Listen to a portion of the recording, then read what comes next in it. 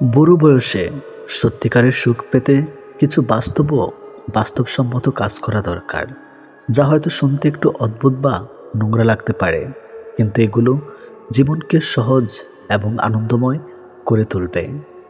Number 1, নিজের স্বার্থটা আগে দেখুন। ছোটবেলা থেকে আমরা শিখেছি অন্যের উপকার করো, নিঃস্বার্থ হও, কিন্তু বয়স বাড়ার পর এটা অনেক সময় বিপদ ডেকে আনে। সবাই আপনার ভালো চায় না, তাই নিজের আরামের দিকে খেয়াল রাখুন। অন্যের জন্য সবসময় আত্মত্যাগ করবেন না। নাম্বার 2, টাকা জমিয়ে রাখুন, কাউকে বেশি ধার দেবেন না। অনেকেই ভাববেন বৃদ্ধ বয়সে পরিবার পরিজন সাহায্য করবে, কিন্তু বাস্তবতা ভিন্ন হতে পারে। টাকা না থাকলে সে জীবনে অনেক অপমান সহ্য করতে হয়। তাই নিজের জন্য ভালো একটা সঞ্চয় রাখুন এবং অন্যের আবদার কম রাখুন। নাম্বার 3, সম্পর্কের বোঝা টানবেন না। যে সম্পর্ক আপনাকে কষ্ট দেয় তা থেকে বেরিয়ে আসুন। শুধুমাত্র সামাজিক দায়বদ্ধতার জন্য প্রাকৃতিক সম্পর্ক চালিয়ে গেলে জীবন আরও কষ্টের হয়ে ওঠে। নিজের মানসিক শান্তিকে অগ্রাধিকার দেন। নাম্বার 4, যা ইচ্ছা হয় তাই করুন। সমাজ কি বলবে সেটা পাত্তা দেবেন না। বয়স হলে অনেকেই ভাবে এটা করলে লোকে কি বলবে। এসব চিন্তা বাদ দেন। যা করতে ভালো লাগে তাই করুন। সমাজের চোখ রাঙানি আপনাকে সুখ দেবে না, নিজের আনন্দটাই আসল। সুখী হবার জন্য কি লাগে? চলার পথে সততা, বিশ্বাস করার মতো মানুষ, আর একটু ভালোবাসা। অবহেলা করলে লোহায় ও মরিচা ধরে, আর আমি তো ছিলাম মানুষ মাত্র। মানুষ আসলে কখনোই কথা বলার বন্ধু খোঁজে না। মানুষের চিরকালের অভাব একজন নীরবতার সঙ্গী যে শুধু শুনবে। সেসব মানুষগুলো সাপের থেকেও বেশি বিষাক্ত হয়, যাদের মুখে এক কথা আর অন্তরটা বিষাক্ত ভরা। মেয়েদের সাথে দুটি কাজ না করলে সম্পর্ক টিকে থাকে না। নাম্বার 1, তাকে সময় না দিলে। নাম্বার 2, তার মতামতকে গুরুত্ব না দিলে। শুরুতে শিশুর হাতে পেন্সিল রাবার দেওয়া হয় যেন ভুল হলে মুছে ঠিক করতে পারে। বয়স বাড়ার সাথে সাথে হাতে তুলে দেওয়া হয় কলম, এটা বোঝাতে যে এরপর ভুল করলে আর মোছা যাবে না। এটা শিক্ষা আমাদের জীবনের জন্য প্রযোজ্য। চিন্তা করো না, কেউ বিনা কারণে তোমাকে ঘৃণা করলে একদিন বিনা কারণেই তোমার ভাগ্যে ভালোবাসাও জুটবে।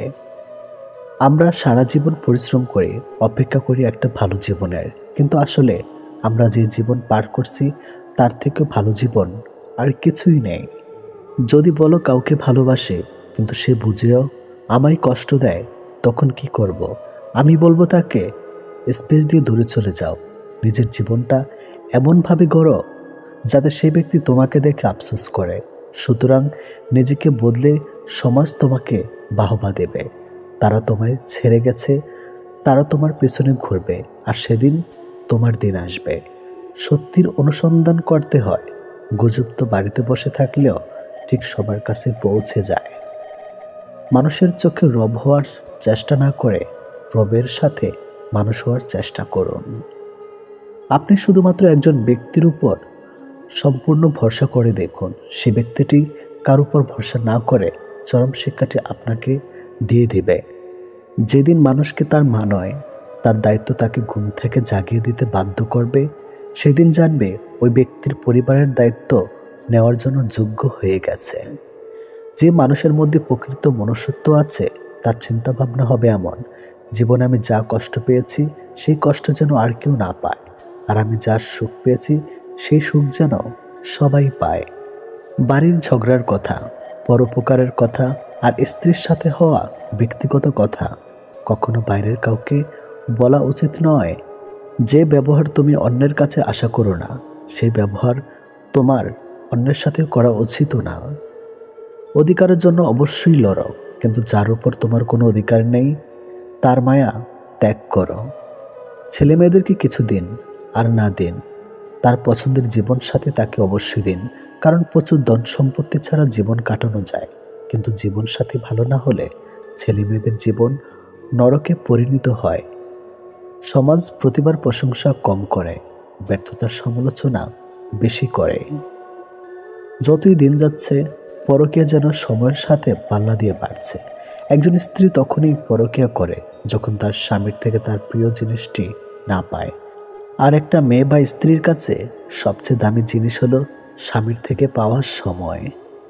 আর যখন ওই সময়ের প্রভাবে সে স্ত্রী পরকীয়া করে থাকতে পারে আরও অনেক কারণ, তখন সে যে কোনো পুরুষের সাথে করে না।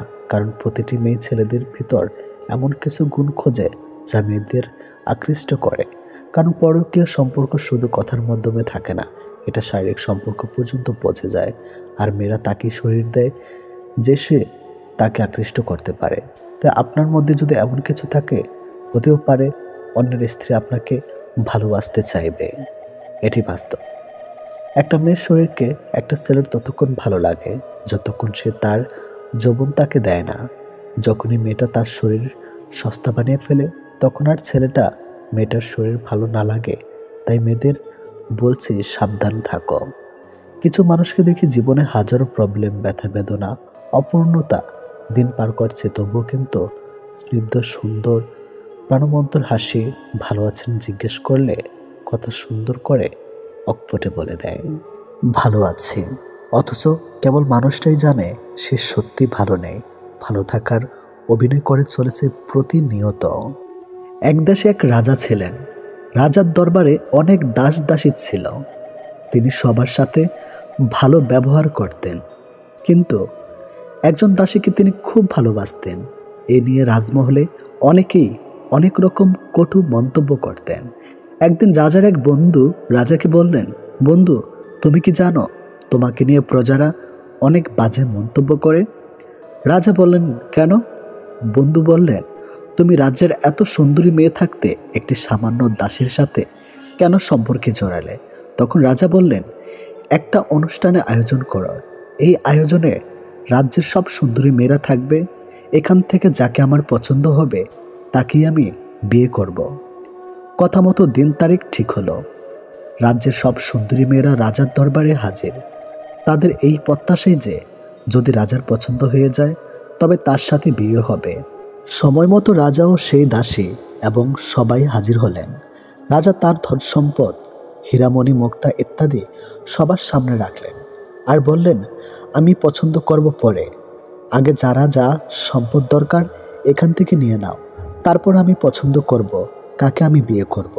রাজার দরবারে যারা এসেছিলেন সবাই সবার ইচ্ছা মতো মণিমুক্তা, হীরা, টাকা পয়সা নিতে লাগলো। কিন্তু সে দাসী কিছু না নিয়েই রাজার পোশাক ধরে রাখবেন। সবার সব কিছু যখন নেওয়া শেষ হলো, দেখা গেল সবাই কিছু না কিছু নিয়েছেন, কিন্তু সে দাসী কিছুই নেন নাই। তিনি রাজার পাশে গিয়ে রাজার পোশাক ধরে আছেন। সবাই অবাক হয়ে জিজ্ঞেস করলো, হে দাসী, তুমি তো গরিব, তোমার অনেক কিছুই দরকার, কিন্তু তুমি কিছু না নিয়ে রাজার পোশাক ধরে রেখেছো কেন? উত্তরে দাসী বলল, আপনারা তো সম্পদ নিয়েছেন, কিন্তু আমি এই সম্পদের মালিককে নিয়েছি। আমি এই সম্পদের মালিকের হয়ে যেতে চাই। যদি আমি সেই সম্পদের মালিক হয়ে যেতে পারি তবে তো সব সম্পত্তি আমার। তাই আমি সম্পদের মালিকের পোশাক ধরে রেখেছি। তখন রাজা বললেন, এবার হয়তো তোমরা সবাই বুঝতে পেরেছ আমি রাজ্যের এত সুন্দরী রেখে কেন এই দাসীকে ভালোবাসি। সবাই বললেন, হ্যাঁ, বুঝতে পেরেছে। এই গল্পের শিক্ষণীয় বিষয় হলো, এভাবে আমরা দুনিয়ার সম্পদ নিয়ে ব্যস্ত থাকি, কিন্তু আমরা একবারও চিন্তা করি না যে এই সম্পদের মালিক যিনি, আমরা যদি তার হয়ে যাই তবে এই দুনিয়ার সব কিছুই তো আমাদের। তাই আসুন, দুনিয়ার সম্পদ নয়, সকল সম্পদের মালিক যিনি তাকে খোঁজ করি। যদি আমরা তাকেই খুঁজে পাই, যদি আমরা তার ভালোবাসা পেয়ে যাই, তবে সেটাই তো হবে আমাদের উভয় জীবনের শ্রেষ্ঠ পাওয়া। সবাই বলে মেয়েরা হলো একবারের অতিথি, আরেকবারের পরের সম্পত্তি, কিন্তু আমার মনে হয় মেয়েরা হলো একবারের রাজকুমারী, আরেকবারের লক্ষ্মী। লোকের মানসিকতা হয়ে গেছে অনেকটা এরকম, কাউকে কাঁদতে দেখলেও ওকে কাঁদতে দাও, আমাদের তাতে কি। আবার কারো খুশি দেখলে খোঁজ নিয়ে জানতো ওর খুশির কারণ কি। যে কাজ করে তোমার সংসার চলে সেই কাজ করতে কখনো লজ্জা করিও না। যদি আপনি রাগী ও অহংকারী হন তাহলে আপনার শত্রুর প্রয়োজন নেই। এই দুটি গুণ যথেষ্ট আপনাকে বরবাদ করার জন্য। মানুষ বড়ই অদ্ভুত, সে নতুনকে পেয়ে পুরাণকে ভুলে যায়, বড় হলে শৈশবকে ভুলে যায়, বিয়ে হলে বাবা মাকে ভুলে যায়, সন্তান হলে ভাই বোনকে ভুলে যায়, অবশেষে বৃদ্ধ হলে পুরনো দিনগুলোকে মনে করে আফসোস করে জীবন কাটায়। চোখ খুলে যে ভালোবাসে বন্ধু, চোখ বন্ধ না হওয়া পর্যন্ত যে ভালোবাসে সে হলো মা। ভালোবাসা প্রকাশ না করেও যে সবার কেয়ার করে, সবাইকে ভালোবাসে সে হলো বাবা। নিজে নিজেই হাসতে শেখো, আর কিভাবে কাঁদতে হয় তা শেখানোর জন্য সমাজের প্রতি পদে পদে মানুষ প্রস্তুত আছে। আমি কখনো অর্থের অভাবে অসহায় হইনি। আমি অসহায় হয়েছি প্রিয়জনের মিথ্যে ছলনায়। সহজে পেয়ে গেলে মানুষ কদর করতে ভুলে যায়। কষ্ট করে অর্জন করলে মানুষ তোমাকে সোনা ভেবে টেনে নেয়। মানুষকে অবশ্যই বিশ্বাস করা উচিত, কিন্তু তার আগে ভেবে দেখুন আসলে সে মানুষ কিনা। কাউকে ক্ষমা করে মহৎ হয়ে যাও, কিন্তু দ্বিতীয়বার বিশ্বাস করে বোকা হইও না। ভাগ্য আর কত কাঁদাবে?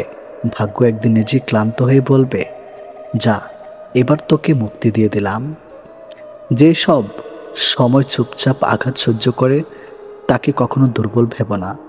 এমন হতে পারে তার নীরবতার আড়ালে তোমার জন্য প্রতিশোধের ঢাল তৈরি করছে।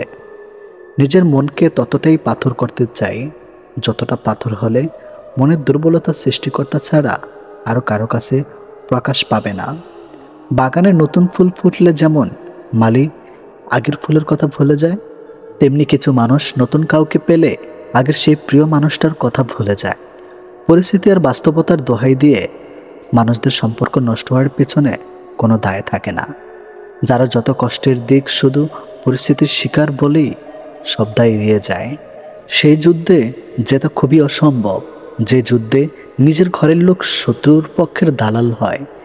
স্বামী বউকে বলেছে মায়ের নামে কোনো নালিশ করবে না, আর ওদিকে মা ডেকে বলছে সে তার বাবা মাকে ছেড়ে এসেছে, ওকে কটু কথা বলো না।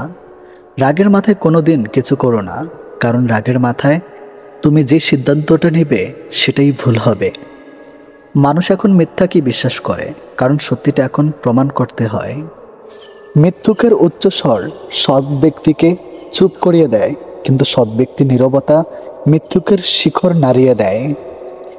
যে তোমায় পাত্তা দেয় না তাকেও পাত্তা দেওয়ার কোনো দরকার নেই, কারণ সবসময় এটা জানবে যে তুমি তোমার কাছে সেরা। জীবন খুবই অদ্ভুত। তুমি কিছুই নিয়ে আসো না, তারপর তুমি সব কিছুর জন্য লড়াই করো এবং কিছুই না নিয়ে দুনিয়া ছেড়ে বিদায় হও। ভালোবাসা হলো সুখের একটি ঠিকানা, যা খুঁজে পাওয়া সম্ভব, কিন্তু তার যোগ্য মানুষ পাওয়া অনেকটাই অসম্ভব। স্বামীর চেয়ে আপন কেউ হয় না।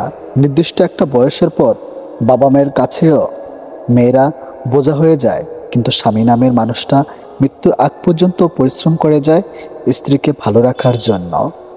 মানুষ একা একা হাসতে পারে না। হাসতে হলে একজন জীবনসঙ্গী প্রয়োজন হয়, কিন্তু মানুষের দুঃখ হলে একা একা কাঁদতে হয়, কারণ দুঃখের কোনো সঙ্গী থাকে না।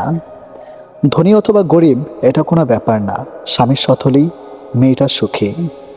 কেউ একটু ভালো ব্যবহার করলে, কেউ একটু সুন্দর করে কথা বললেই যারা গলে যায় তাদের জীবনে দুঃখের শেষ নেই। শান্তি একটা খুব ছোট্ট শব্দ, কিন্তু খুব দামি। একে কখনো কেনা যায় না, খুঁজে নিতে হয়। কাজের জন্য মানুষ কখনো ক্লান্ত হয় না। মানুষ ক্লান্ত হয় দুশ্চিন্তা, হতাশা আর অবহেলার কারণে। আমার সব থেকে বড় সমস্যা হলো আমি সবসময় বুঝতে পারি, কিন্তু সঠিক সময়ে উচিত কথাটা মুখের উপর বলে দিতে পারি না। একটি নারী পারে ছলনার ধারা কোনো পুরুষকে ধ্বংস করতে, আবার নারী পারে ভালোবাসার ধারা পুরুষকে গড়ে তুলতে। ভালোবাসা এমন এক বদ অভ্যাস যেটার কারণে মানুষ এক মুহূর্ত আনন্দ পাওয়ার জন্য সারা জীবন কষ্ট সইতে দ্বিধাবোধ করে না। জীবনে টাকা নয়, ব্যবহারটা অনেক বড়, কারণ সন্ন্যাসনে হোক কিংবা কবরস্থানে যারা টাকার নয়, চারজন মানুষই ছাড়তে আসবে। ভালোবাসা বন্ধুত্ব সঠিক মানুষের সাথে হলে জীবন বদলে যায়, আর ভুল মানুষের সাথে হলে জীবন শেষ হয়ে যায়।